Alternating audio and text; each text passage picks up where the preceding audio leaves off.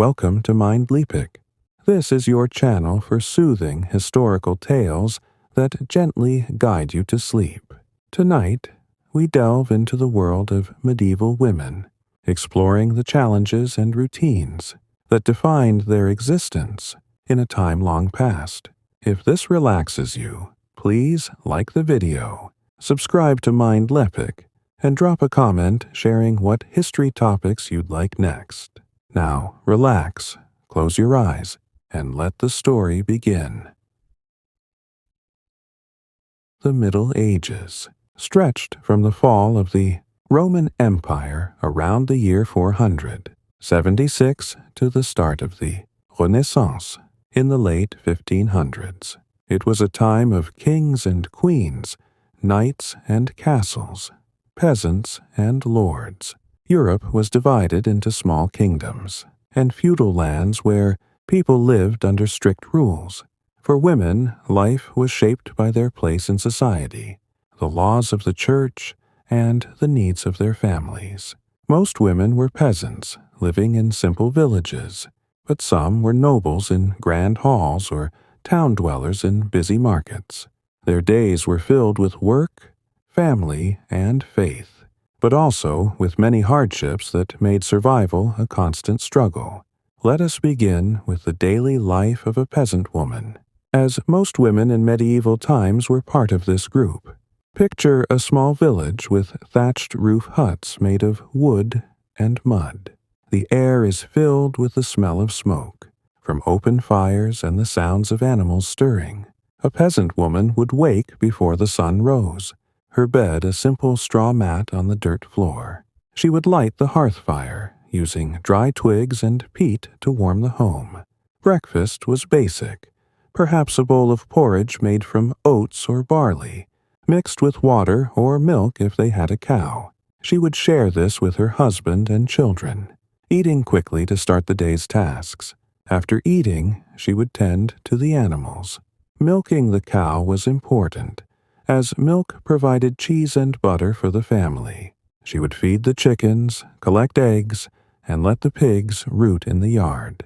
If there was a garden, she would check the vegetables like cabbages, leeks, turnips, and herbs, pulling weeds or harvesting what was ready. These gardens were small but vital, adding to the family's food supply beyond the grains from the fields. Then came the field work. Peasant women worked alongside men in the lord's lands as part of their feudal duties. They would hoe the soil, plant seeds in spring, or weed crops in summer. During harvest, they used sickles to cut wheat, rye, or barley, binding the sheaves into bundles. This labor was backbreaking, done under the hot sun or in cold rain. Women also gleaned the fields after harvest, picking up leftover grains to feed their families. In some places, like rural England, records show women died more often at home from accidents related to cooking or childcare, while men died in the fields. But women still spent much time outdoors, helping with plowing or haymaking. Household chores filled any free moments. Spinning wool was a constant task. Women would use a distaff to hold the raw wool and a spindle to twist it into thread. This thread was then woven into cloth on a loom for clothes, blankets, or sacks. Washing laundry meant carrying heavy buckets to a stream, scrubbing fabrics with ash or soapwort, and hanging them to dry. Brewing ale was another job, as water was often unsafe to drink. Women boiled malted barley, added herbs, and let it ferment, selling extra to neighbors for income. Childcare was woven into everything. Peasant women often had many children, but many died young from diseases like plague or measles, or from hunger. Pregnancy was common but dangerous.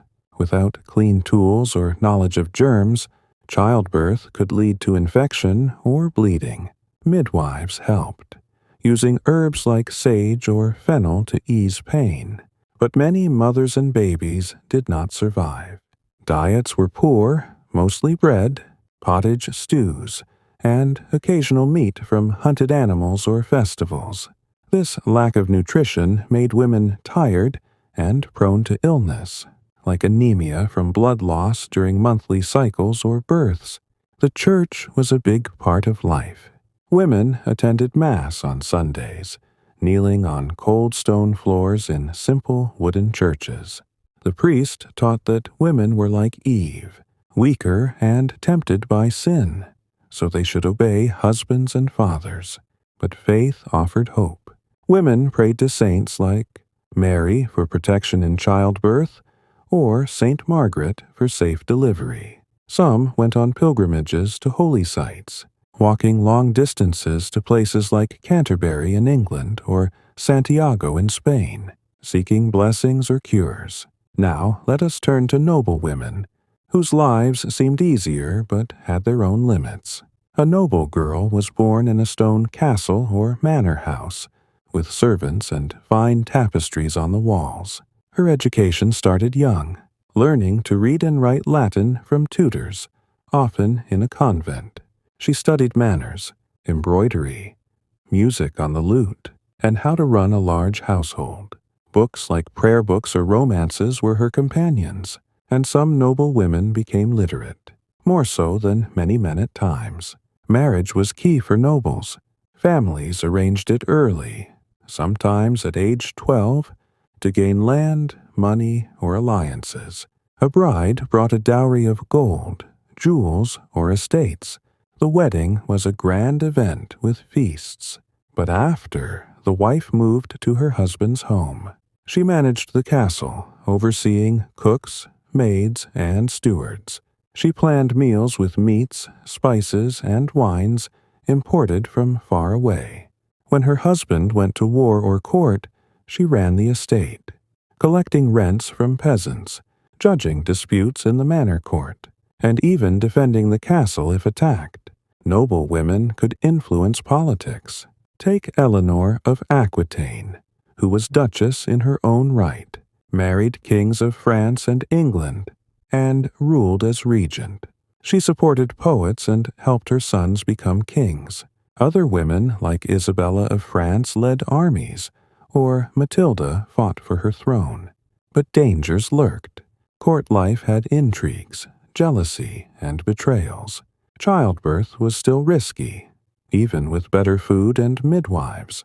Husbands could have mistresses, tolerated for producing heirs, while wives had to stay faithful. In towns and cities, women had different roles. As Europe grew, places like Paris or London bustled with trade. Women worked as merchants, selling cloth, spices, or bread at markets. Some ran inns or shops, keeping accounts with basic math. In family businesses, they helped make candles, shoes, or beer. Guilds, groups of craftsmen, sometimes let women join, especially in textiles like silk weaving. But later, many guilds became men only, pushing women to low-paid jobs like spinning or laundry. Widows in towns could take over businesses. If a husband died, his wife might run the shop, hiring helpers and trading goods. This gave freedom not seen in marriage. Legal rules varied by place. In England, married women were under coverture, meaning the husband owned everything, and she could not sue or sign contracts alone. But single women or widows had more rights, called femme sole, allowing them to own property and go to court. Hygiene and health were challenges for all. Baths were not daily. Nobles used wooden tubs with hot water, scented with herbs, but peasants washed in cold streams or buckets. Soap was made from animal fat and ashes. For monthly cycles, women used rags or moss. Medicine came from herbs. Hildegard of Bingen, a nun, wrote books on plants for healing, like using fennel for digestion or tansy for pain. But without antibiotics, small cuts could kill, and the Black Death in the 1300s wiped out millions, hitting women hard as caregivers. Fashion reflected status. Peasant women wore simple wool tunics, aprons, and headscarves to keep hair clean. Nobles had silk gowns, veils, and jewels. Everyone carried purses tied to belts, as clothes had no pockets. In the 1500s, French noble women plucked forehead hair for high hairlines, a trend now forgotten. Religion offered paths for some women. Nuns in convents escaped marriage, living in prayer and work. Abbesses like Hilda of Whitby ran large houses, owning land and advising kings. Hildegard of Bingen wrote music, visions, and science. Julian of Norwich, an anchoress, lived alone in a cell, writing about God's love. The Church saw women as impure during cycles, barring them from some rites, but also honored Mary as a model of purity. Work evolved over time. In early Middle Ages, women had more land rights under laws like Visigothic codes. By High Middle Ages, urbanization let women trade, but church reforms limited roles. After the plague, labor shortages gave women jobs in cloth or farms, though pay was half of men's. Christine de Pizan, a widow, wrote books defending women, like the Book of the City of Ladies, arguing for their worth. As we settle into this tale, think of these women going about their quiet routines, the spin of the wheel, the stir of the pot, the whisper of prayers, all part of a life full of endurance. In the next parts, we will explore marriage, widowhood, and more. But for now, let the details fade into your dreams. Peasant women often shared tasks with neighbors. They would gather at the village well to draw water, chatting about crops or weather. This social time was rare relief in hard days. In winter, when fields were frozen, they mended nets, sharpened tools, or told stories by the fire. Tales of saints or kings helped pass long nights. Noble women hosted feasts. They chose menus with roasted boar, pies, and fruits. Guests arrived on horseback, and the lady greeted them in fine dress. Music played, and dances followed, but she watched for alliances or rivalries. Town women rose early for market. They baked bread at dawn, the oven heat warming the shop. Customers came for loaves, ale, or thread. Bargaining was key, and women learned to count coins quickly. Childhood for girls was short. Peasant girls helped from age 5, minding siblings or herding geese. Noble girls learned sewing at 7, preparing for marriage. Food preparation took hours, grinding grain by hand, chopping wood for fire, stirring stews over hours. Herbs like thyme or rosemary added flavor, but salt was precious. Animals were family members. A cow gave milk for years. A hen eggs daily. Women cared for them, treating illnesses with poultices of garlic or onions. Travel was rare. Peasants stayed in villages. Nobles journeyed to court with escorts. Roads were muddy. Bandits lurked, so women seldom went alone. Art showed women's lives. Manuscripts depicted them spinning, praying, or birthing. These images remind us of their presence in history. Laws protected some rights. In England, Magna Carta gave widows property shares, but enforcement varied by lord or king. Seasons dictated pace. Spring brought hope with blooming fields, summer sweat, autumn abundance, winter rest but cold hunger. Faith rituals marked days, morning prayers, evening vespers, holy days with no work.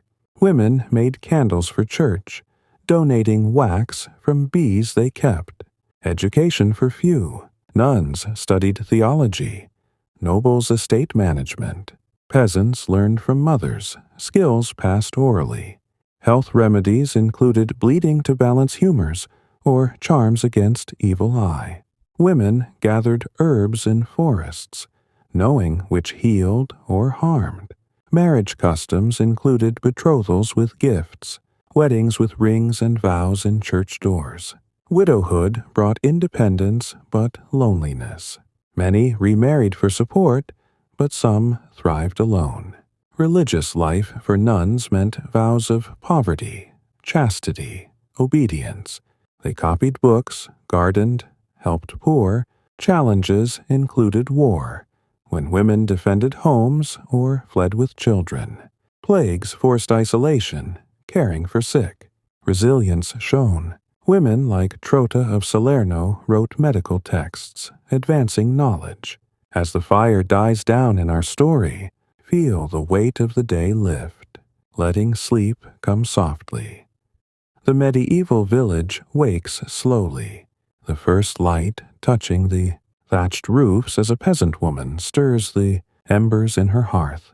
Her day, like that of so many women, revolves around family, bound by the ties of marriage and the demands of children.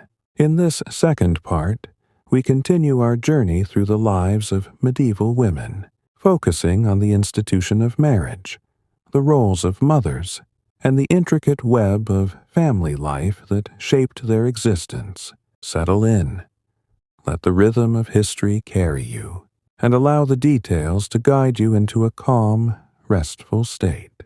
Marriage was the cornerstone of medieval society, a bond that tied not just two people but entire families, villages, or even kingdoms. For peasant women, marriage was often a practical arrangement, decided by parents or village elders. A girl might be betrothed as young as 12, though she often waited until 15 or 16 to wed. The groom was usually older, perhaps in his 20s, already working the fields or learning a trade. The betrothal was simple, a promise made before witnesses, often at the church door, with a small gift like a ring or coin exchanged. The ceremony itself was modest, held outside the church with the priest blessing the couple. Afterward, the village might gather for a feast of bread, ale, and perhaps a roasted pig if the family could afford it. The bride brought a small dowry, maybe a pot, a blanket, or a goat, to help start the household. Once married, the peasant woman's life became a partnership of labor. She and her husband worked the Lord's fields, tended their own small plot, and shared the endless tasks of survival. The home was a single room, with a dirt floor and a central fire, where the couple slept on a straw pallet alongside their children. Privacy was rare, and the walls of wattle and daub let in drafts and the sounds of the village. The wife's duties multiplied after marriage. She cooked, cleaned, spun wool, and cared for livestock, all while pregnant or nursing most years. Marriage meant security, but also unrelenting work, with little time for rest. For noble women, marriage was a matter of strategy. A noble girl was a pawn in her family's ambitions, betrothed as early as 7 to secure alliances or land. She might not meet her husband until the wedding, which could happen at 12 or older. The dowry was significant. Land, gold, or even a castle, meant to strengthen ties between families. The wedding was lavish, with days of feasting, music, and tournaments. Guests ate delicacies like peacock or swan, and the bride wore silk or velvet embroidered with gold thread. After the wedding, she left her home for her husband's, often far away, where she was expected to bear heirs and manage the household. Noble wives had more resources but less freedom. Their role was to produce sons to inherit titles and lands. A barren marriage was a crisis, sometimes blamed on the wife's supposed sins. The church allowed annulments in rare cases, but these were costly and required papal approval. Noble women also faced the risk of their husband's infidelity, as men could take mistresses with little scandal, while a wife's unfaithfulness could lead to disgrace or even imprisonment. Yet some noble women wielded power through marriage, A wife could act as regent when her husband was at war, managing estates or negotiating with vassals. Women like Eleanor of Aquitaine used their marriages to influence politics across Europe, shaping kingdoms through their sons and daughters. Childbearing defined much of a woman's life, whether peasant or noble. Pregnancy was frequent, especially for peasant women who married young and had few ways to prevent conception. A woman might give birth 10 or more times, though only half her children might survive past age 5. Childbirth was perilous.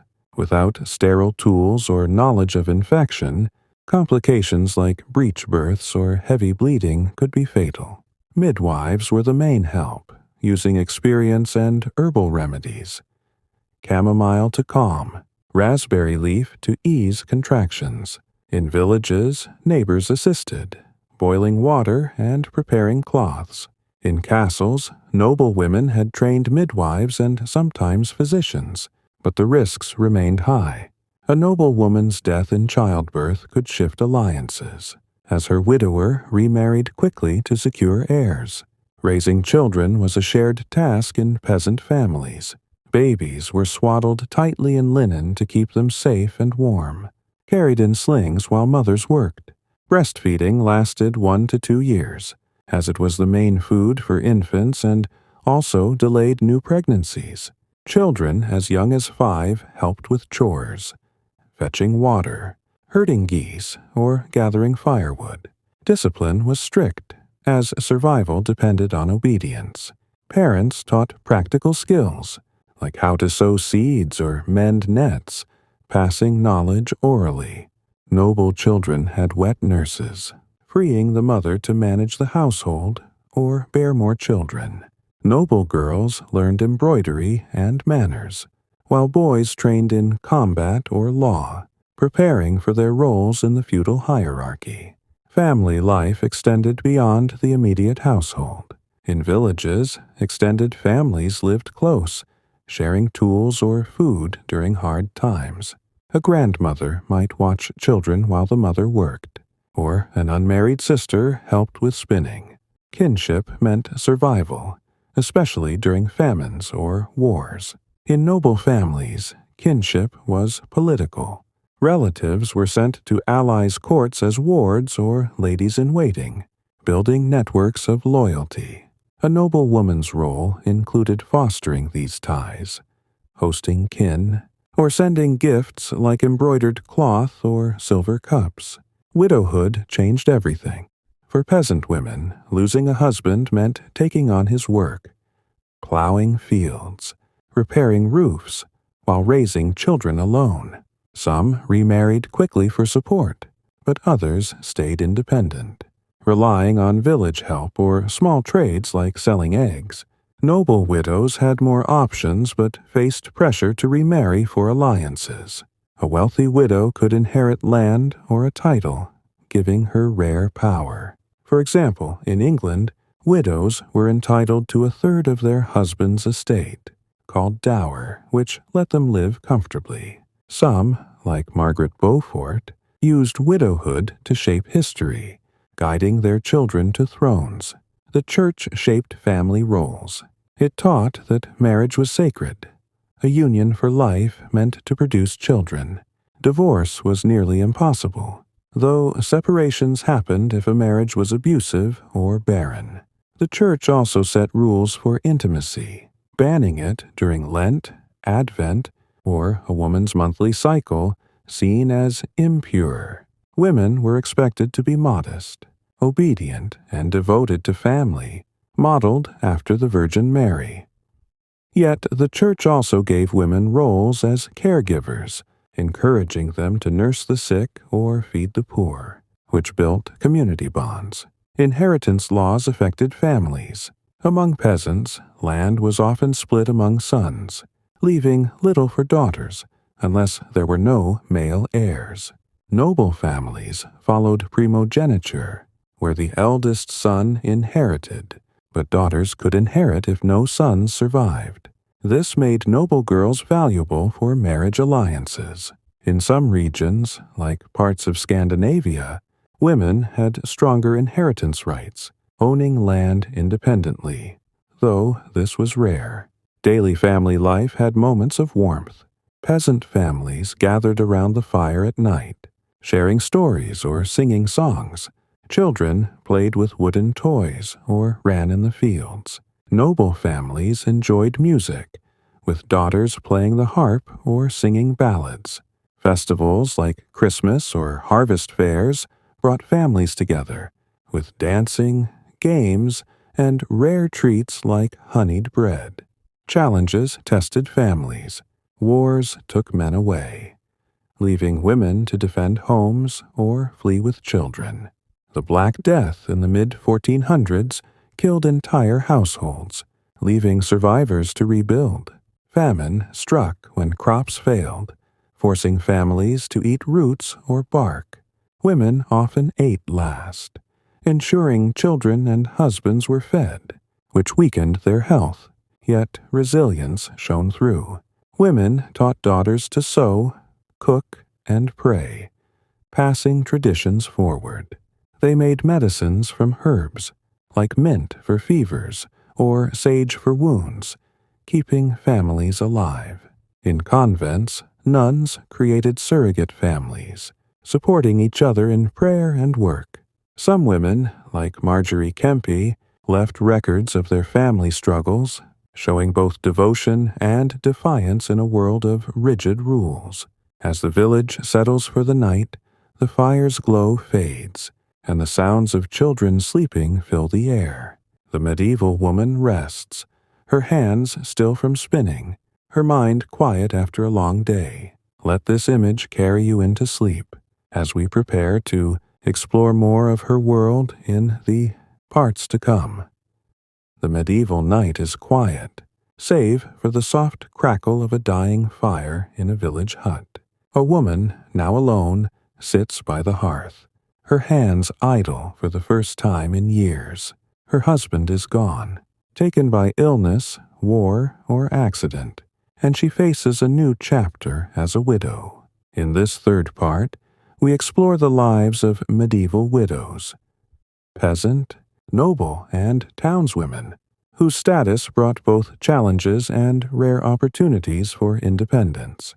Let the gentle rhythm of their stories wrap around you, guiding you toward restful sleep. Widowhood was a common fate in the Middle Ages. Life was short, with men dying from disease, farming accidents, or battles. A peasant woman might lose her husband to a fever or a fall from a cart, while a noble woman's husband could perish in a tournament or crusade. In towns, merchants or craftsmen succumbed to plague or overwork. For women, widowhood meant a sudden shift, stripping away the structure of marriage but sometimes granting freedoms denied to wives. The church, law, and community shaped how widows lived, but their paths varied by class, wealth, and region. For a peasant widow, life grew harder, yet offered small chances for control. Her husband's death left her to manage the family's plot of land, often a few acres rented from the Lord.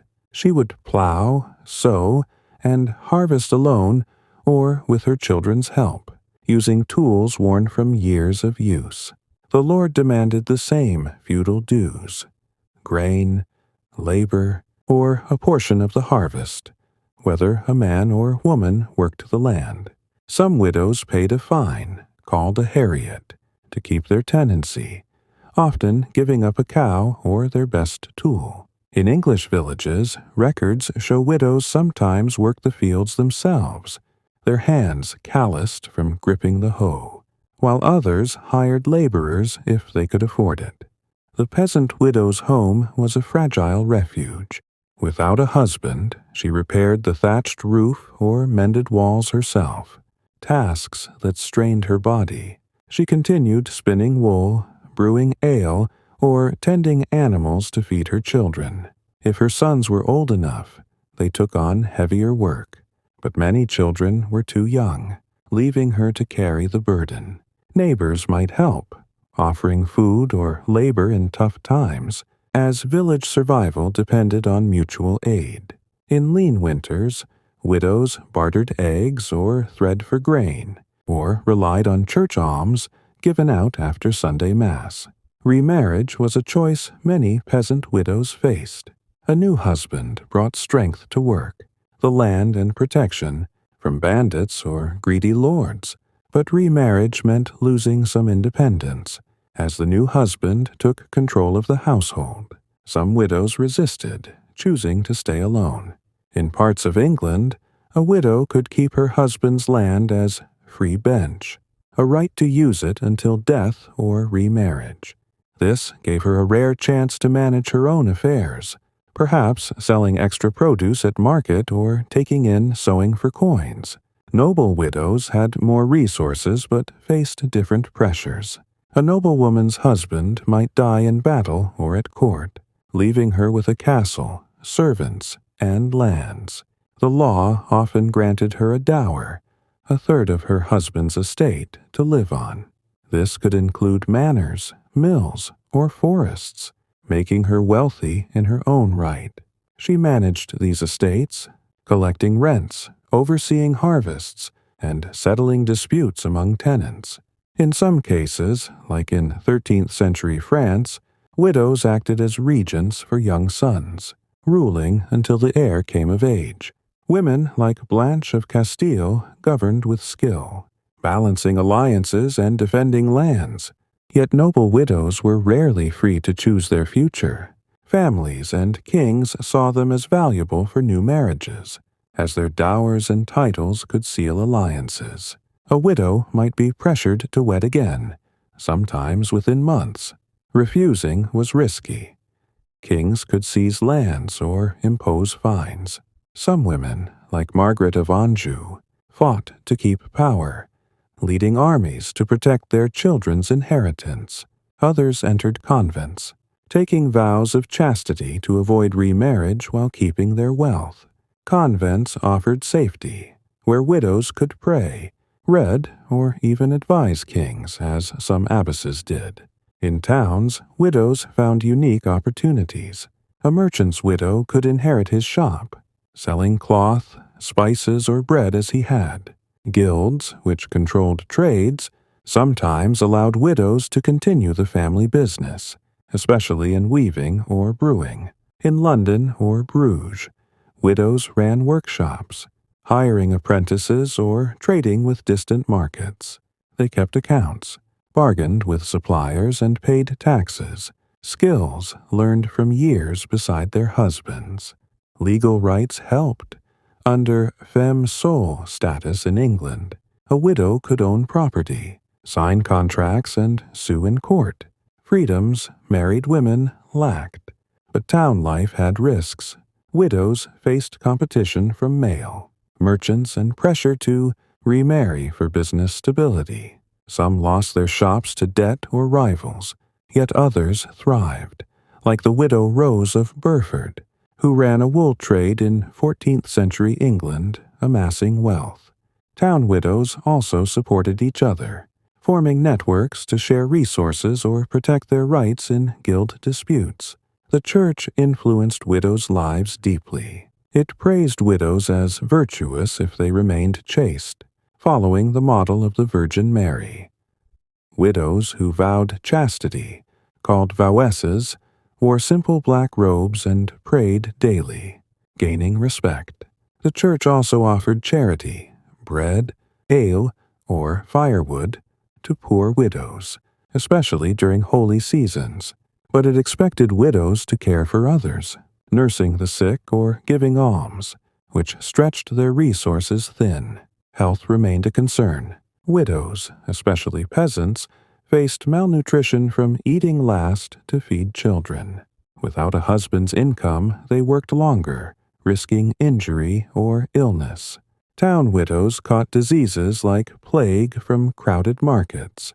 Noble widows had better food, meat, wine, fruit, but still faced childbirth risks if they remarried.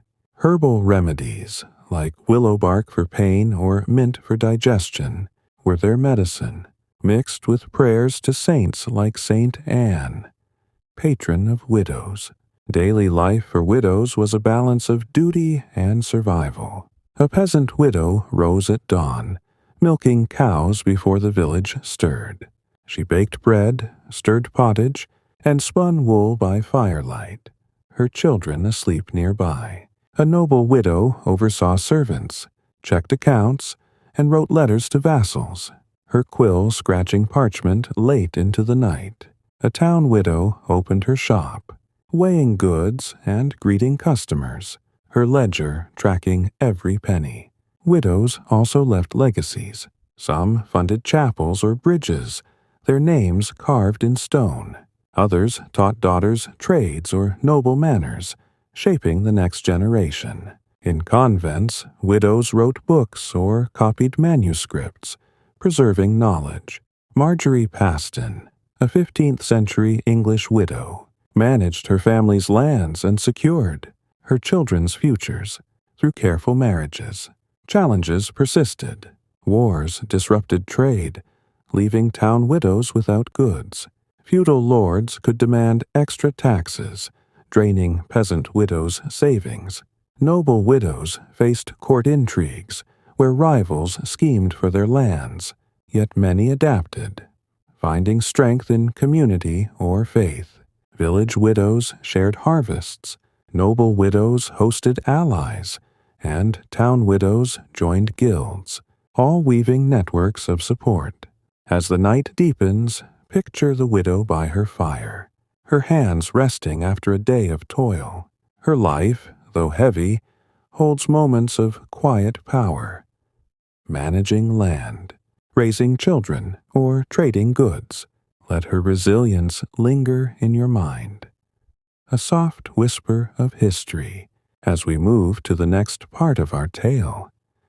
The medieval dawn breaks over a quiet village, where a woman steps outside her hut, her breath visible in the cool air. She carries a basket of wool to spin, her fingers already moving with practiced ease. In a bustling town, another woman sets up her market stall, arranging loaves of bread for sale.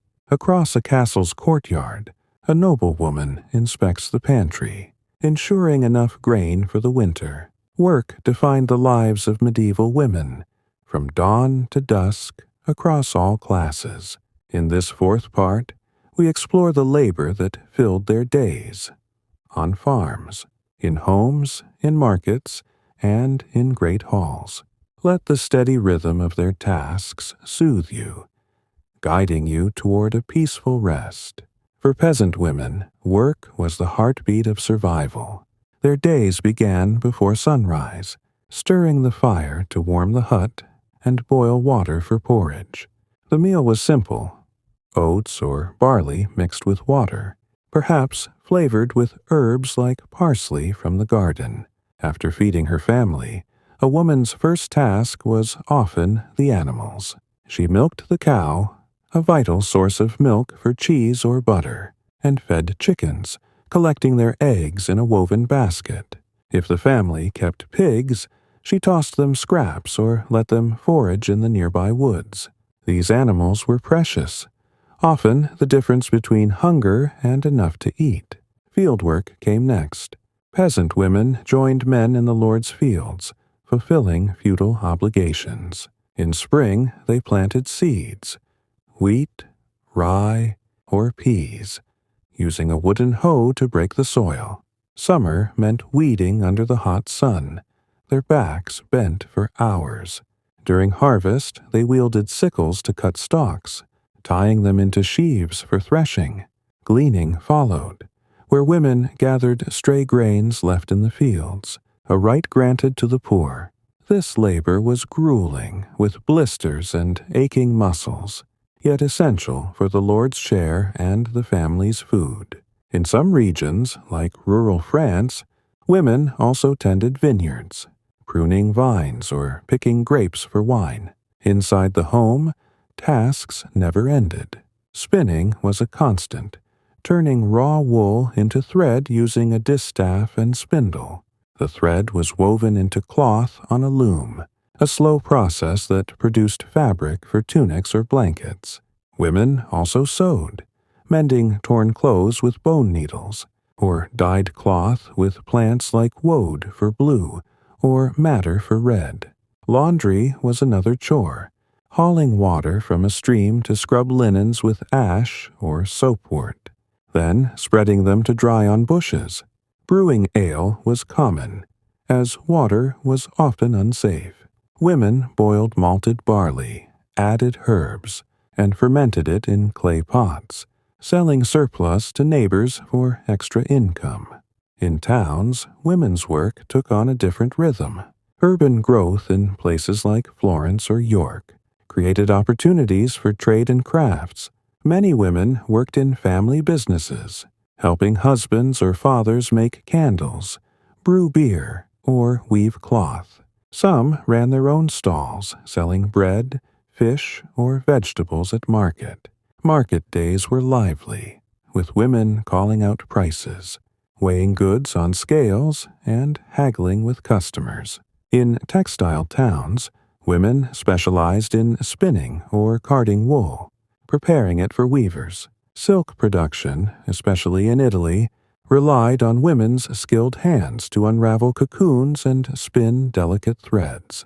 Guilds, which regulated trades, sometimes included women, particularly in brewing, baking, or cloth-making. In Paris, women joined the Silk Weavers' Guild, mastering intricate patterns for wealthy buyers. But by the later Middle Ages, many guilds excluded women, limiting them to low-paying tasks like seamstressing or laundry. Still, some women thrived as independent traders.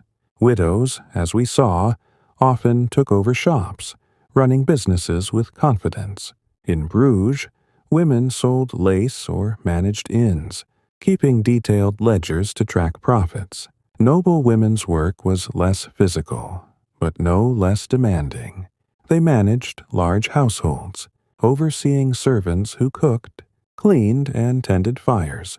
A noblewoman planned meals, ordering supplies like salted fish, spices, or wine from distant markets. She ensured the castle's stores were full, checking barrels of grain or casks of ale. When her husband was away, she ran the estate, collecting rents from tenants, settling disputes in the manor court, or organizing defenses during war. Some, like Christine de Pisan's mother, taught their daughters to read and manage accounts, skills vital for running a noble household. Noble women also produced fine embroidery, creating tapestries or altar cloths for churches. This work was both art and duty, as their creations displayed family wealth and piety. In convents, nuns worked differently, copying manuscripts, tending gardens, or making herbal medicines. Their labor supported the convent's self-sufficiency, with some like Hildegard of Bingen writing treatises on healing or music. Work varied by season. Spring and autumn were busiest for peasant women, with planting and harvesting. Winter slowed field tasks, so they focused on spinning or repairing tools by candlelight. Summer brought long days in the sun, drying herbs or making hay. In towns, market rhythms followed trade routes. Spring fairs meant more goods to sell, while winter slowed commerce. Noble women planned for feasts or hunts in autumn, ensuring enough food for guests. Tools were simple but vital. Peasant women used wooden spindles, iron sickles, or clay pots. Town women had scales, looms, or ovens. Noble women relied on quills, wax tablets, or seals to manage estates. These tools, worn from use, were often passed down, linking generations of women's labor. Health-shaped work, poor diets, mostly bread and pottage for peasants, left women tired, especially during pregnancy or nursing. Injuries from heavy lifting or cuts from tools were common, treated with salves of comfrey or yarrow. Town women faced crowded, dirty streets, risking plague or fever. Noble women, with better food, still suffered from childbirth complications or stress from court politics. The church framed work as a virtue, tied to Eve's punishment to toil. Women were urged to labor diligently, whether spinning for the family or sewing for the poor. Some tasks, like brewing, were so associated with women that alewife became a common term. Yet the church also limited women, barring them from preaching or certain crafts deemed men's work. Economic changes affected women. After the Black Death, labor shortages gave peasant women more field jobs, though paid less than men. In towns, women filled gaps in trades like brewing, until guilds tightened rules. Noble women's work grew complex as trade expanded, requiring them to manage larger estates or negotiate with merchants. Daily routines held moments of connection. Peasant women chatted while spinning with neighbors, sharing stories of harvests or saints. Town women bonded at markets, exchanging tips on customers or recipes. Noble women hosted ladies-in-waiting, discussing poetry or politics over needlework.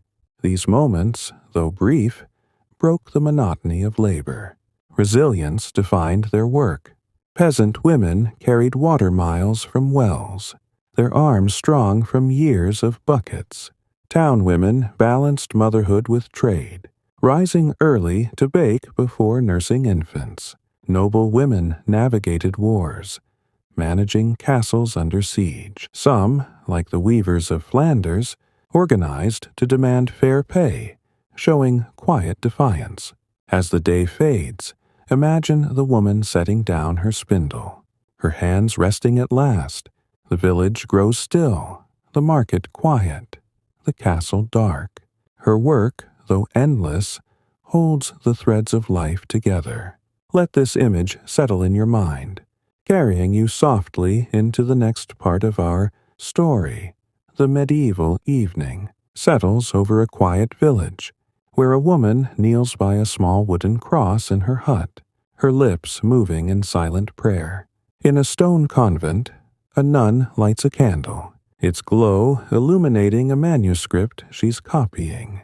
Across a grand cathedral, a noble woman offers alms to the poor, her silk veil brushing the cold floor. Religion was the pulse of medieval life, shaping women's roles, duties, and hopes.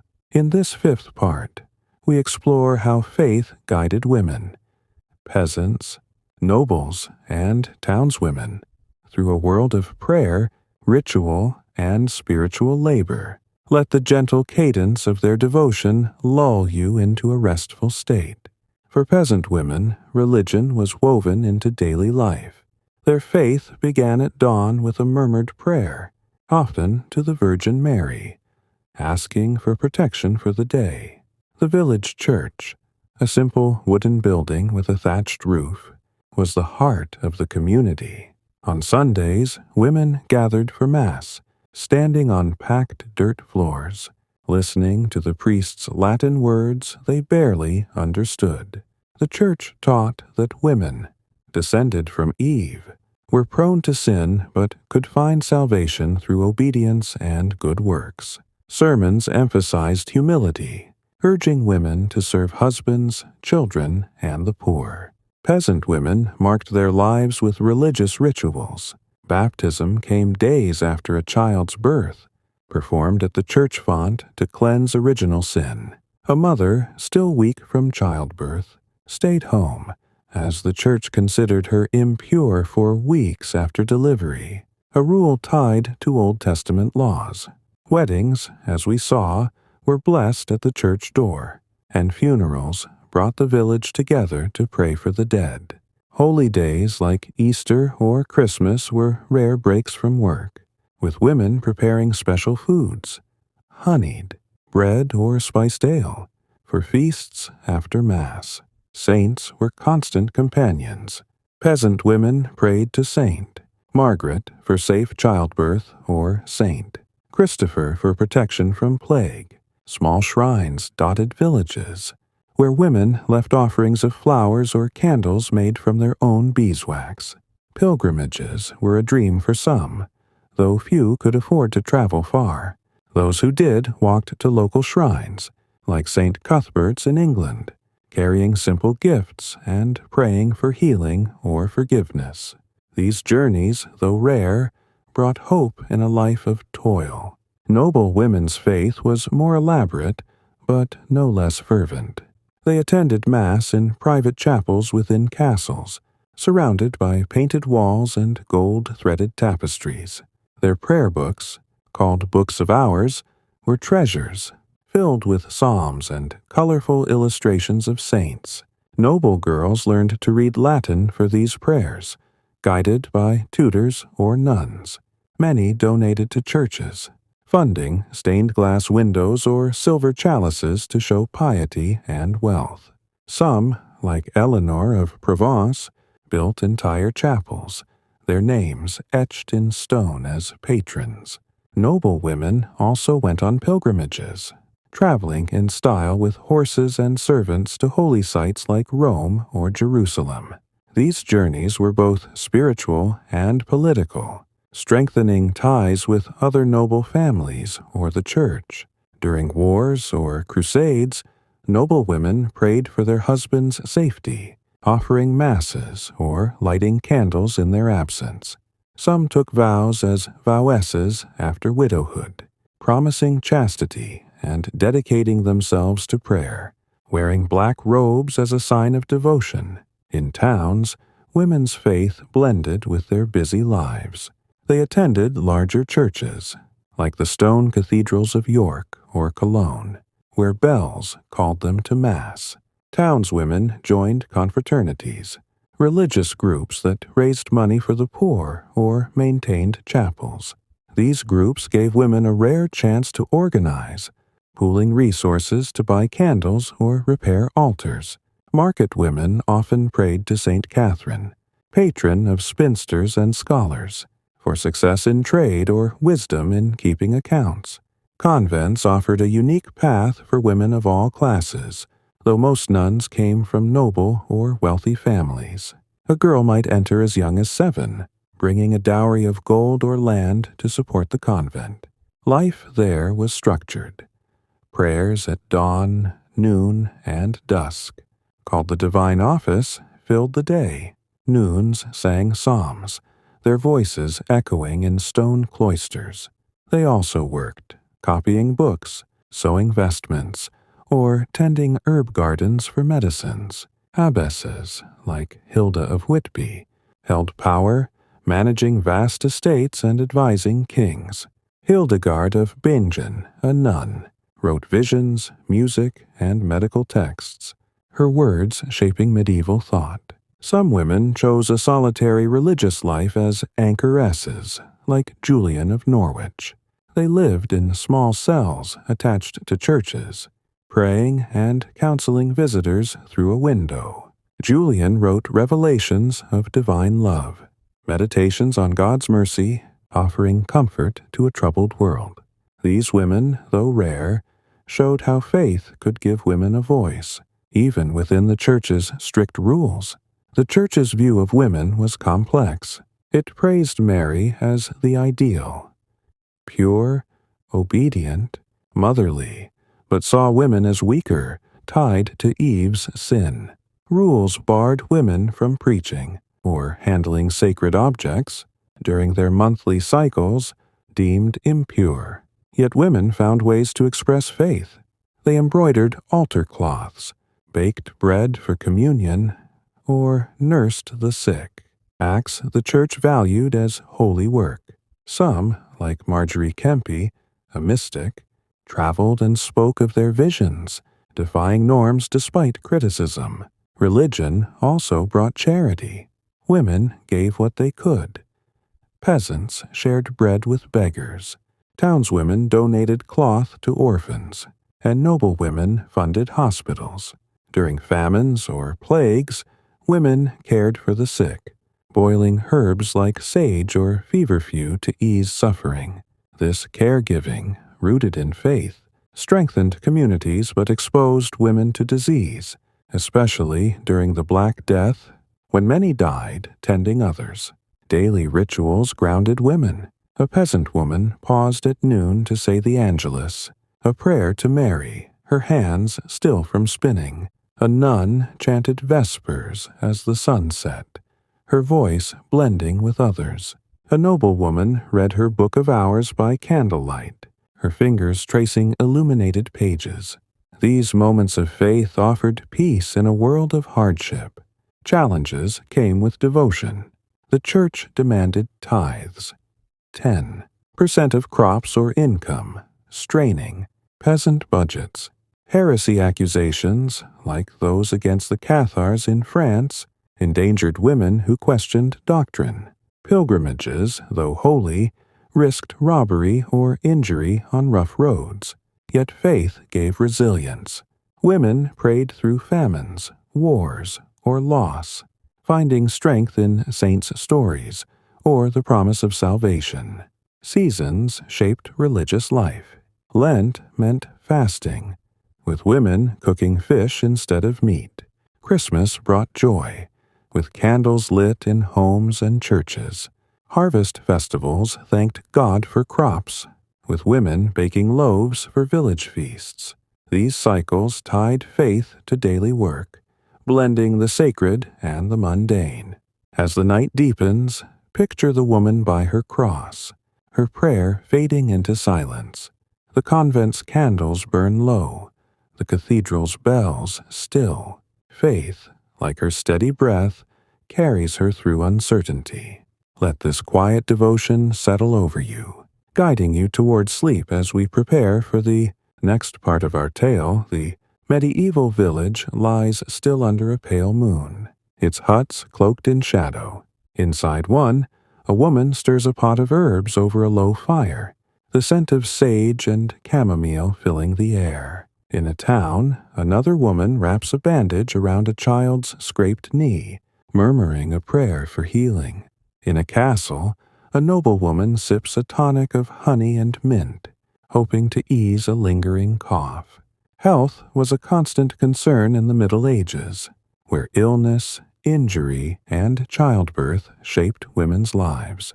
In this sixth part, we explore how medieval women cared for themselves and others, using herbs, faith, and resilience in a world without modern medicine.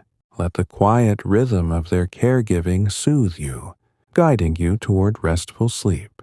For peasant women, health was fragile, tied to their harsh lives.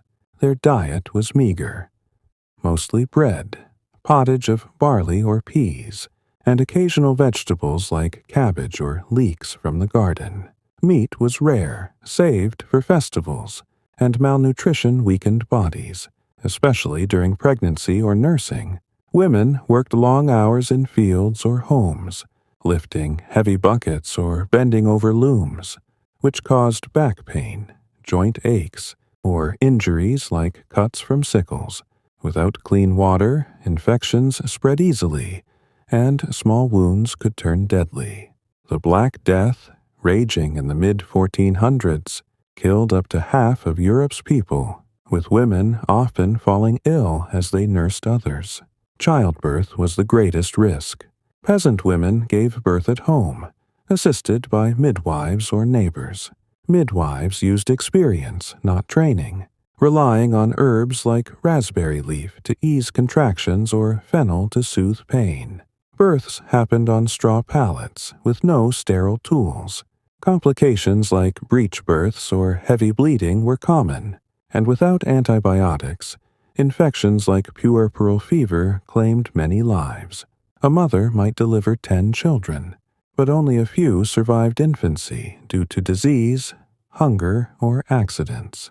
The Church saw childbirth as Eve's curse, urging women to pray to Saint Margaret for safe delivery. Peasant women treated ailments with what they had. Herbs from gardens or forests were their pharmacy.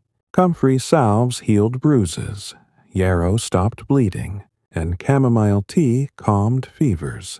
Garlic poultices fought infections, while honey soothed burns. These remedies, passed down from mothers to daughters, were mixed with prayers or charms, blending faith and folklore. For example, A woman might tie a sprig of rosemary to a sick child's wrist, believing it warded off evil spirits. Healers, often older women, were respected, but risked accusations of witchcraft if cures failed or seemed too strange. In towns, women faced different health challenges. Crowded streets bred disease, with sewage and garbage piling up. Plague, cholera, or smallpox spread fast, and women, as caregivers, were exposed while tending the sick. Townswomen worked in markets or shops, standing for hours, which caused swollen legs or fatigue. Their diets were slightly better, with access to fish, cheese, or fruit from markets, but still lacked variety. Some could afford apothecaries, who sold herbal mixtures, or imported spices like ginger for digestion, but these were costly. Townswomen also acted as healers. Some ran apothecary shops, grinding herbs or mixing tonics for customers. Others worked as midwives, serving both rich and poor. In cities like Paris, women like Jacoba Felicie practiced medicine, treating fevers or broken bones, though male physicians often challenged their right to do so. Legal records show Jacoba was banned from practice in 1322, despite her skill, reflecting the growing control of male-dominated guilds over healing. Noble women had better access to care, but faced similar risks. Their diets included meat, wine, and exotic fruits like pomegranates, which strengthened them against some illnesses. They could summon physicians, often trained at universities like Salerno, who used bleeding or astrology to diagnose ailments, but these treatments were often ineffective, and nobles died of infections or childbirth as often as peasants. Noble women also suffered from court, stress, political intrigues, or the pressure to produce heirs, which caused headaches or anxiety. They used expensive remedies, like rosewater for skin or saffron for melancholy, and bathed in wooden tubs with heated water and herbs, a luxury peasants couldn't afford. Convents were centers of healing. Nuns like Hildegard of Bingen studied herbs, writing books on their uses. Hildegard recommended dill for stomach pain or lavender for sleep, blending science with spirituality. Convent infirmaries cared for the sick, using gardens to grow medicinal plants. Nuns also taught noble girls about healing, ensuring knowledge spread. Some noble women, like Eleanor of Castile, funded hospitals where women nursed the poor with broths or bandages. Hygiene was limited. Peasants washed in streams or buckets, using soap made from ashes and fat. Monthly cycles were managed with rags or moss, washed and reused. The church deemed women impure during menstruation, barring them from church rites, which added shame to a natural process. Noble women bathed more often, using scented soaps, but even they faced lice or fleas in their furs and silks. Dental care was basic, chewing, mint, or rubbing teeth with cloth, leaving many with toothaches by middle age. Mental health was rarely addressed. The church saw sadness or visions as spiritual tests, not illnesses. Women like Marjorie Kempe, who wept during religious visions, were sometimes called mad or holy, depending on the priest. Herbs like St. John's wort were used for melancholy, but rest was rare in lives of constant work. Noble women, isolated in castles, might suffer loneliness, while peasants leaned on village gossip to share burdens. The seasons affected health. Winter brought colds and hunger as food stores dwindled. Summer heat spoiled food, causing stomach illnesses. Spring and autumn, with wet weather, spread fevers. Women prepared for these cycles, drying herbs in summer or storing apples for winter tonics. During plagues, they burned rosemary to purify air or wore amulets for protection. though these rarely worked. Faith was a healer. Women prayed to saints for cures. Saint Apollonia for toothaches, Saint Blaise for throats. They lit candles at shrines, or drank holy water from pilgrimage sites. The church ran hospitals, like those in Jerusalem, where women volunteered, cleaning wounds or feeding patients. But caring for others exposed women to disease, and many died during outbreaks. Resilience defined their approach. Peasant women worked through illness, stirring pottage with a fever. Townswomen sold goods despite coughs, knowing their families needed the coin. Noble women managed estates while pregnant, their strength defying delicate stereotypes. Some, like Trota of Salerno, wrote medical texts, advising on childbirth or fevers, their words aiding women for centuries. As the fire dims, picture the woman setting down her herb pot, her hands scented with sage. The village sleeps, the town quiets, the castle grows still. Her care for herself and others holds life together. Let this image cradle you, carrying you softly into the next part of our story. The medieval night is deep, the stars faint above a quiet village. Inside a hut, a peasant woman teaches her daughter to mend a tunic, her fingers guiding the needle through coarse wool. In a town, a woman shows her apprentice how to tally coins on a wax tablet. In a castle's candlelit chamber, a noblewoman reads aloud from a prayer book, her voice soft but clear. Education for women in the Middle Ages was not always formal, but it was vital, passed through hands, words, and quiet moments of learning.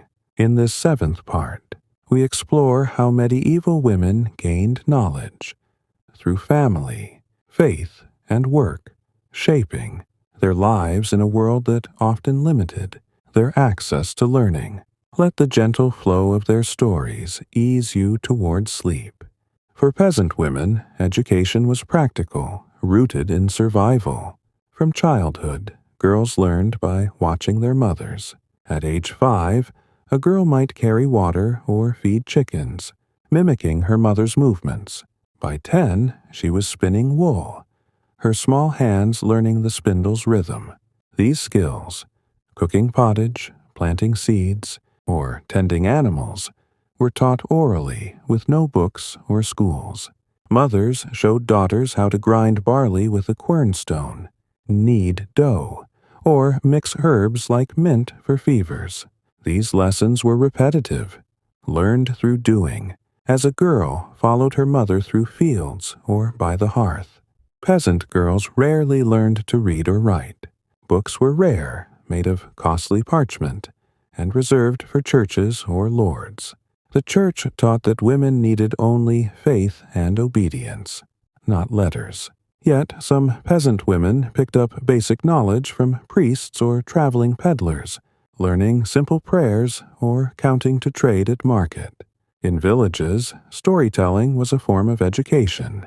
By firelight, women shared tales of saints or harvests, teaching values like patience or generosity.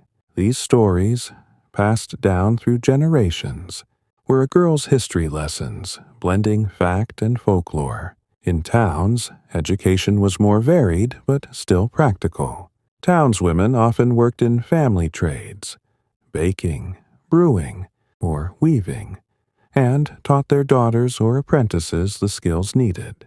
A baker's daughter learned to mix dough or fire an oven, while a merchant's wife showed her girl how to weigh spices or record sales. Some townswomen, especially in trading hubs like Bruges or Venice, learned basic arithmetic to manage shops. They used tally sticks or wax tablets, scratching numbers to track debts or profits. Literacy was rare but growing, especially for women in merchant families, who might read contracts or letters in the local tongue. Like Middle English or Old French, guilds sometimes offered training, particularly in crafts like embroidery or silk weaving, where women excelled. In Paris, the Silk Weavers' Guild admitted women, teaching them to create intricate patterns for noble gowns. Widows running businesses often took apprentices, passing on skills like brewing or candle making. These lessons were hands-on, with girls learning by repetition, their fingers stained with dye or flour. Some townswomen, like Christine de Pizan, went further, teaching themselves to write. Christine, a widow in 14th century Paris, penned books defending women's intelligence, her words challenging the idea that learning was only for men. Noble women had the most access to formal education, though it was still limited. From age 7, noble girls were taught by tutors or sent to convents, where nuns taught reading and writing in Latin, the language of the Church. They studied prayer books, lives of saints, or poetry, often copying texts to practice. Books of Hours, with their prayers and illustrations, were both lessons and treasures. Girls also learned manners, how to curtsy, host feasts, or play the lute, preparing them to manage castles or charm allies. Some, like Eleanor of Aquitaine, patronized poets, fostering a culture of learning at court. Convents were centers of education for women. Nuns, like Hildegard of Bingen, studied theology, music, and medicine, writing works that reached kings and popes. Convent schools took in noble girls, teaching them to read psalms or manage accounts. Some nuns became scholars, copying manuscripts with quills on parchment, their work preserving ancient texts. Abbesses, who ran convents, needed literacy to manage lands or correspond with bishops. In England, Hrotsvita of Gandersheim, a 10th century nun, wrote plays and histories, proving women's intellectual strength. The Church shaped education but set boundaries. It valued learning for prayer, not debate, and barred women from universities, which emerged in places like Bologna or Oxford by the 1200s. Women were seen as weaker, their minds suited for domestic or religious tasks. Yet some defied this. Trotula of Salerno, possibly a woman, wrote medical texts on women's health used by midwives and physicians. Christine de Pizan argued that women could learn as well as men. Her books read across Europe. Education varied by region. In Islamic Spain, women in wealthy families studied poetry or astronomy, a contrast to Christian Europe's stricter limits. In Byzantine lands, noble women like Anna Komnena wrote histories, their education rivaling men's. In Northern Europe, literacy was rarer, but women like Marjorie Kemp dictated memoirs, their voices preserved through scribes. Daily learning was woven into work. A peasant girl stirred pottage while learning herb names. A townswoman counted coins, teaching her daughter numbers. A noblewoman read aloud to her ladies, practicing Latin. These moments, small but steady, built knowledge over years. Women also learned from each other. In villages, older women taught younger ones to weave or heal. In towns, market women shared trade tips. In convents, nuns mentored novices, passing on prayers or recipes. Challenges limited learning. Books were expensive, and parchment took weeks to make. Peasants had no time for study, their days filled with labor. Townswomen faced guild restrictions, barring them from advanced crafts. Noble women's education stopped at marriage, their focus shifting to household duties. The Church's rules, like banning women from preaching, stifled intellectual ambitions. Yet women found ways to learn. They memorized psalms, bartered for books, or listened to sermons, piecing together knowledge. Seasons shaped learning rhythms. Winter evenings with fields quiet were for storytelling or sewing lessons. Summer left little time, as women worked fields or markets. Festivals brought religious plays, teaching biblical tales through drama. Women prepared props or costumes, their hands busy but minds engaged. Resilience shone in their pursuit. A peasant woman taught her daughter to count eggs, ensuring she could trade. A townswoman scribbled numbers by candlelight, mastering accounts.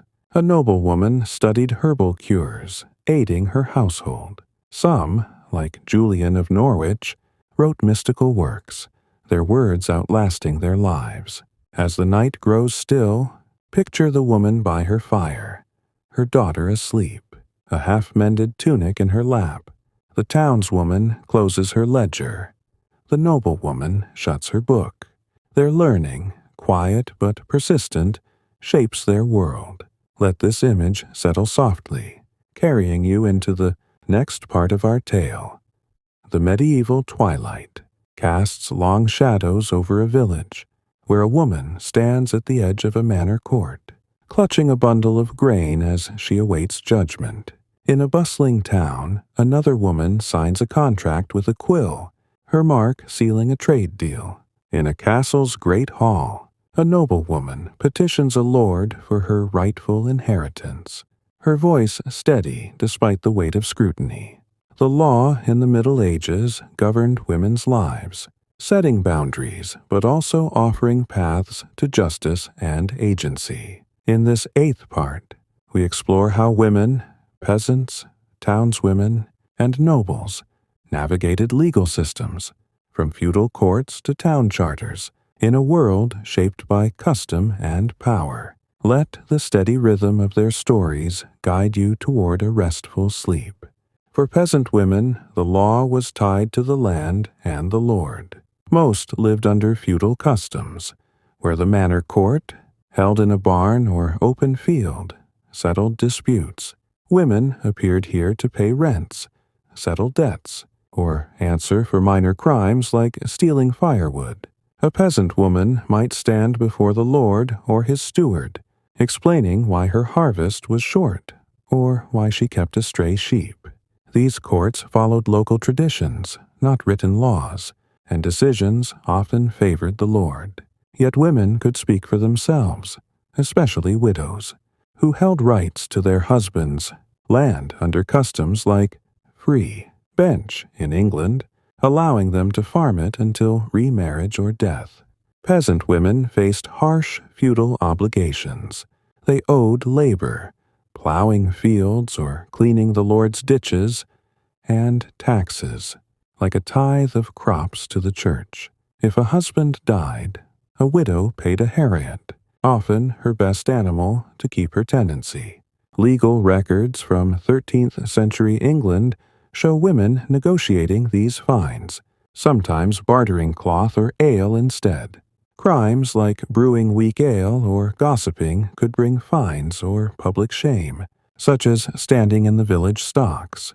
Yet women also used courts to their advantage, suing neighbors for stolen goods or claiming rights to a garden plot, their voices carrying weight in small communities. Marriage laws shaped peasant women's lives. A woman needed her lord's permission to marry, paying a fine called merched, which could cost a year's wages. Once married, her property became her husband's undercoverture, a rule in places like England that limited her legal independence. But widows regained some control, managing land or livestock. Some peasant women, especially in regions like Scandinavia, had stronger rights, inheriting land equally with brothers, though this was rare in most of Europe. In towns, the law offered more opportunities, but also complexity. Townswomen worked under charters, written rules granting cities freedoms from feudal lords. These charters let women trade, own shops, or join guilds in crafts like brewing or weaving. A woman selling bread at market could sue a debtor in a town court, her case heard by a mayor or alderman. Widows, under femme sole status in places like London, had full legal rights, signing contracts or owning property without a man's oversight. This freedom let them run businesses, like Rose of Burford, who traded wool in 14th century England. Yet town laws had limits. Guilds increasingly barred women from skilled trades, pushing them to low-pay work like spinning. Married women needed husbands' consent for major deals, and courts often favored men in disputes. Still, women navigated these rules cleverly. They formed partnerships, like market women sharing stalls, or hired scribes to draft petitions. Legal records from Bruges show women winning cases against cheating suppliers, proving their business savvy. Noble women faced a different legal world, tied to land and lineage. They inherited estates or dowers, a third of their husband's property, after widowhood, giving them wealth and influence. A noble widow like Margaret Beaufort managed vast lands, using courts to protect her rights against rival lords. Marriage laws were strict, with noble women betrothed young to seal alliances. Annulments, though rare, required papal approval, and disputes over dowries could drag on for years in church courts. Noble women also acted as regents, ruling for young sons, their legal authority recognized in charters or royal decrees. Church courts, run by bishops, shaped women's lives across classes. These courts handled marriage, wills, and moral crimes like adultery. Women could petition for separation if abused, though proof was hard to gather. The Church saw women as spiritually equal but socially subordinate, urging obedience to husbands. Yet women used these courts strategically, like a peasant woman claiming her husband's will left her a cow, or a noble woman contesting an arranged marriage. Nuns, like abbesses, managed convent lands through church law, their authority rivaling lords. Laws varied by region. In southern France, Roman-based codes gave women more inheritance rights than in England's common law. In Islamic Spain, women could own property independently, a contrast to Christian Europe's restrictions. In Germanic lands, women paid wehrgeld, blood money, for crimes, showing their legal personhood. These differences shaped how women lived, from owning shops in Cordoba to farming in Norway. Daily life intersected with law. A peasant woman paid her tithe at church, her grain weighed by a priest. A townswoman checked her shop's scales to meet guild rules. A noblewoman sealed letters with her signet ring, asserting her legal rights. These acts, small but significant, tied women to the legal web of their world. Challenges were many. Courts were male-dominated, with women needing men to vouch for them in some cases. Fines drained meager incomes, especially for peasants. Illiteracy meant relying on scribes, who could cheat or miswrite. Yet women showed resilience. They memorized customary laws, bartered to pay fines, or allied with neighbors to win cases. Some, like Christine de Pizan, wrote about women's legal struggles, urging fairer treatment. Seasons affected legal life. Spring brought manor courts to settle planting disputes. Autumn courts handled harvest taxes. Winter saw church courts busy with wills as deaths rose. Women prepared for these, saving coins or gathering witnesses. Festivals, like Michaelmas, were times to pay rents, with women baking extra bread to trade for leniency. As the night settles, picture the woman leaving the manor court, her grain bundle lighter but her step firm. The townswoman tucks away her contract. The noblewoman closes her petition. Their legal battles, though small, assert their place in a rigid world. Let this quiet strength linger, carrying you softly into the next part of our tale. The medieval dusk wraps a village in soft gray, where a woman shares a loaf of bread with her neighbor by a flickering fire. In a crowded town market, another woman laughs with a fellow vendor, trading gossip over baskets of apples. In a castle's great hall, a noblewoman hosts a feast, her voice guiding servants as guests arrive. Community was the thread that bound medieval women together, offering support, shared labor, and moments of connection in a challenging world. In this ninth part, we explore how women, peasants, townswomen, and nobles built and relied on communities, from villages to convents, to navigate their lives. Let the gentle hum of their shared moments lull you into a restful sleep. For peasant women, the village was their lifeline. Life was hard, with long days in fields or homes, but neighbors eased the burden. Women worked together, especially during planting or harvest.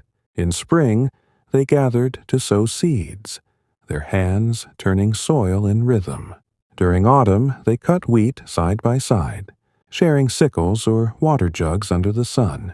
These tasks, though grueling, fostered bonds. A woman might lend a cow's milk to a neighbor whose animal was dry, expecting help in return later. This mutual aid was unspoken but vital, especially during famines when grain was shared to keep children fed. Village women met at common spaces, the well, the church, or the communal oven. Drawing water from the well was a daily chore, but also a time to talk, sharing news of births or warnings of bandits. Baking bread in the village oven, heated by shared wood, sparked chatter about weather or lords. Sunday Mass brought everyone together, women kneeling on dirt floors, whispering about crops or illnesses. These moments, brief but regular, wove a network of trust. Older women, respected for their experience, often led, advising on childbirth or settling small disputes over stolen hens. Festivals strengthened these ties. At harvest feasts or Christmas, women cooked together, stirring vats of pottage or roasting meat over open fires.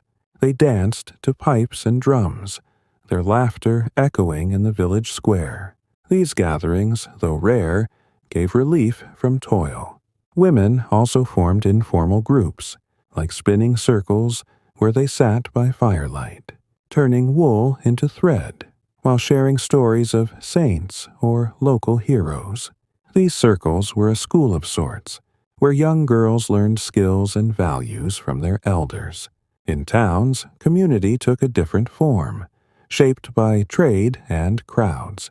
Market women built networks at their stalls, bartering goods or tips on customers. A baker might trade loaves for a weaver's cloth, their talk turning to guild rules or rising prices. These bonds helped women survive in competitive markets. Some joined confraternities, religious groups that pooled money for charity or funerals. In cities like Florence, women in these groups organized feasts for the poor or cleaned church altars, their work blending faith and friendship. Townswomen also supported each other in business. Widows running shops often hired other women, teaching them to brew ale or sew shoes. In textile towns, women carded wool together, their hands moving in sync as they swapped recipes or news.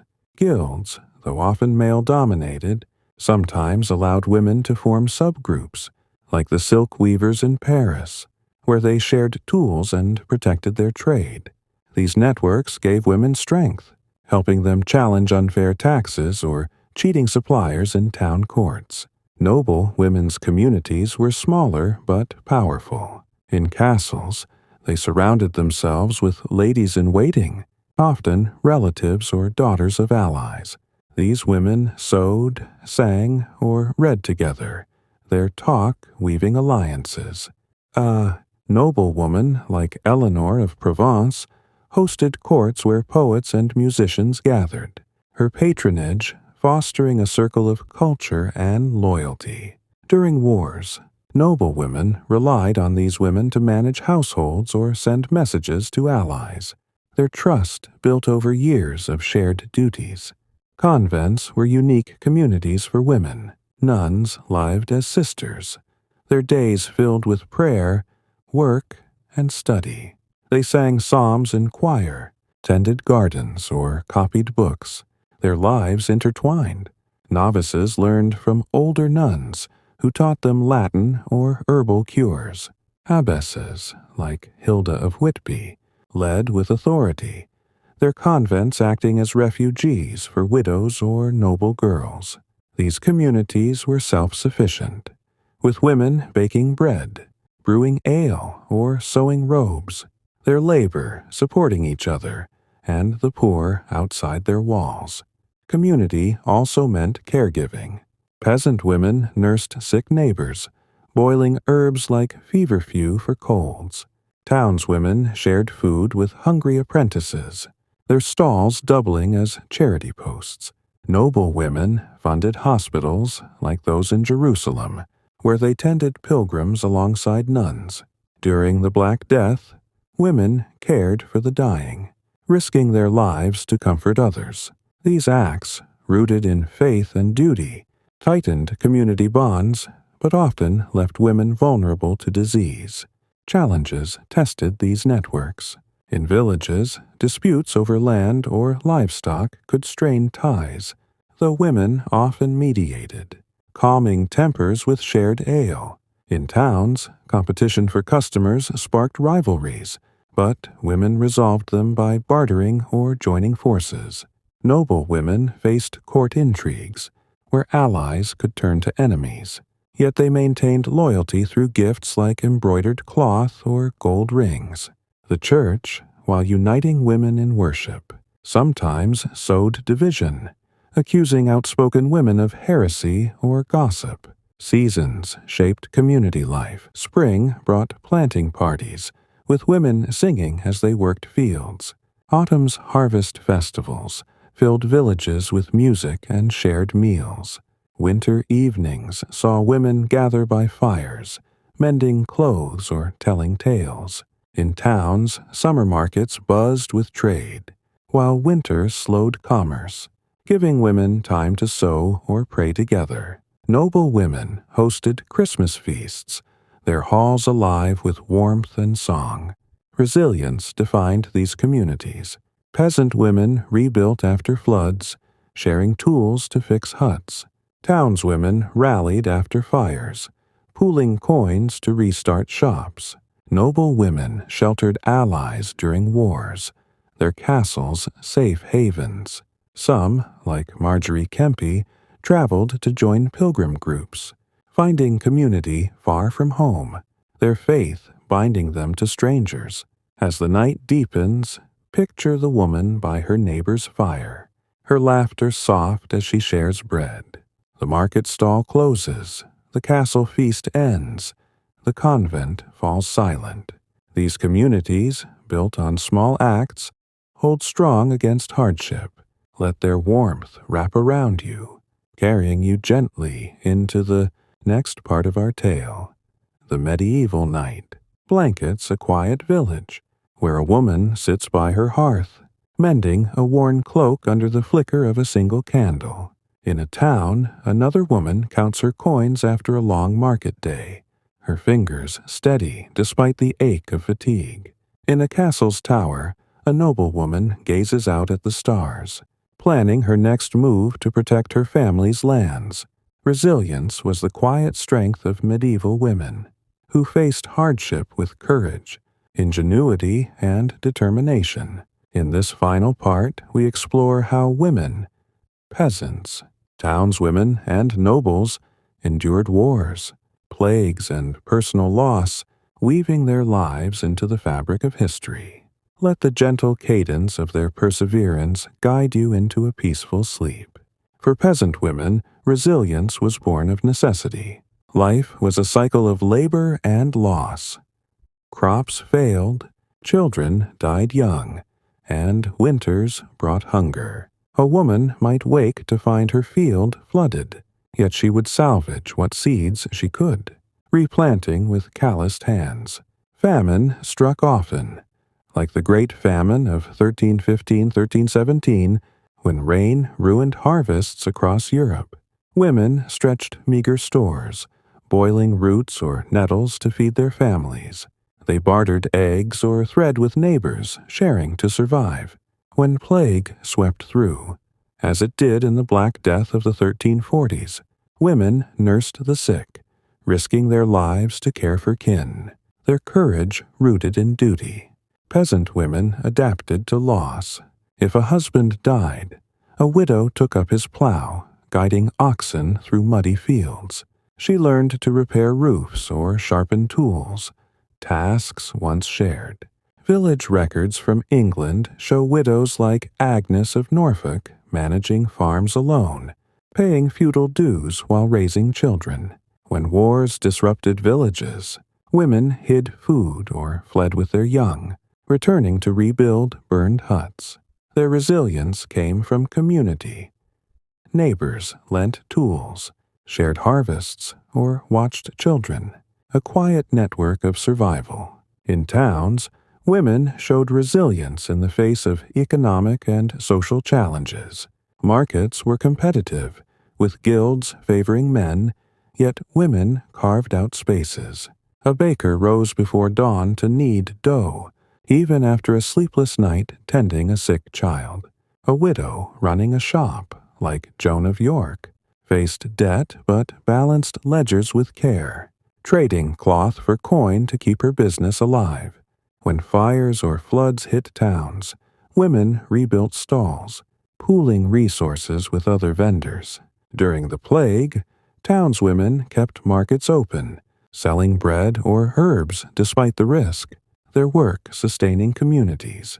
Townswomen also defied restrictions. Guilds often barred women from skilled trades, but some, like the silk weavers of Paris, formed their own networks, sharing looms and knowledge. Others, like brewers, fought for fair prices in town courts, their voices firm against cheating merchants. Legal records show women winning cases, like Alice of London, who sued for unpaid wages in 1370. These small victories showed their tenacity, learned through years of navigating a male-dominated world. Noble women's resilience shone in politics and war. They faced court intrigues, where rivals schemed for their lands or titles. A widow, like Isabella of France, led armies to protect her son's throne, her courage defying expectations of delicate nobility. During sieges, noble women defended castles, organizing archers or rationing food. Matilda of Tuscany, in 11th century Italy, held fortresses against emperors, her strategy saving her lands. When husbands or sons went to war, women managed estates, collecting rents or negotiating with vassals, their decisions shaping alliances. Childbirth tested all women's endurance. Peasant women bore children on straw pallets, with only midwives to help, yet returned to fields days later. Townswomen worked through pregnancies, stirring vats of ale while nursing infants. Noble women, though better fed, faced the same risks of infection or bleeding.